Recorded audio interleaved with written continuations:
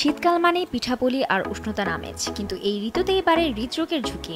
অন্যান্য সময়ের তুলনায় শীতকালে হার্ট অ্যাটাক ও স্ট্রোকের মতো মারাত্মক ঘটনা ঘটার আশঙ্কা বহুগুণে বেড়ে যায়। এর মূল কারণ হলো আমাদের শরীরে তাপমাত্রা কমার সঙ্গে সঙ্গে অভ্যন্তরীণ কার্যকলাপে আসা পরিবর্তনগুলো। চলুন জেনে নেওয়া যাক ঠিক কোন কারণে শীতের হৃদরোগের আশঙ্কা বাড়ে এবং এই সময় নিরাপদ থাকার জন্য কি কি কৌশল মেনে চলা জরুরি। ঠান্ডার কারণে শরীরে কিছু শারীরিক প্রক্রিয়া শুরু হয় যা হৃৎপিণ্ডের উপর অতিরিক্ত চাপ ফেলে। এর পেছনে প্রধানত 4টি কারণ দায়ী।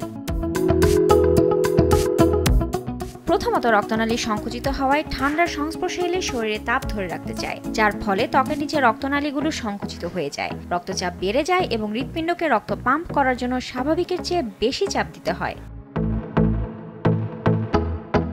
শীতকালে রক্ত কিছুটা ঘন হয়ে যায় এবং প্লাটেলেটগুলো বা অনুচক্রিকা বেশি আঠালো হয়ে ওঠে। এই ঘনত্বের কারণে রক্তনালীর ভেতরে সহজে রক্ত জমাট বাঁধার প্রবণতা বাড়ে, যা সরাসরি হার্ট অ্যাটাকের ঝুঁকির কারণ হতে পারে।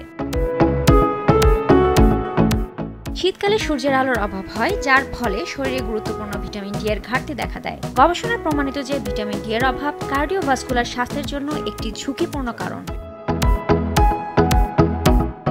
খুব ভোরে সন্ধ্যার পর তীব্র ঠান্ডায় হাঁটতে বের হলে বা ভারী কাজ করলে ঠান্ডা বাতাস সরাসরি ফুসফুসে প্রবেশ করে। এটি শরীরকে দ্রুত শীতল করে এবং হৃৎপিণ্ডের উপর অতিরিক্ত চাপ সৃষ্টি করে। শীতকালে আপনার হৃৎপিণ্ডকে সুরক্ষিত রাখতে কিছু সতর্কতা মেনে চলা প্রয়োজন। পর্যাপ্ত পরিমাণে গরম কাপড়, মাফলার, কান ঢাকা টুপি এবং গ্লাভস ব্যবহার করুন।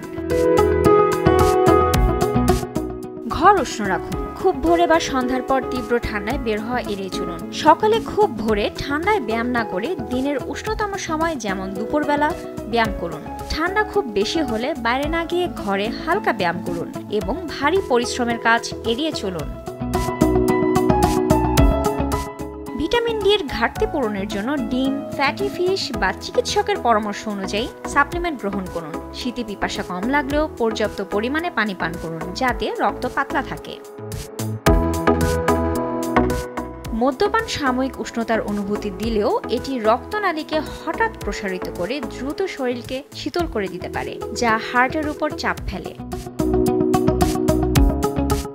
যাদের হৃদরোগ বা উচ্চ রক্তচাপের সমস্যা রয়েছে তারা নিয়মিত রক্তচাপ পরীক্ষা করুন এবং চিকিৎসকের পরামর্শ মেনে চলুন। রুবায়েত তানজুম, দেশ টিভি।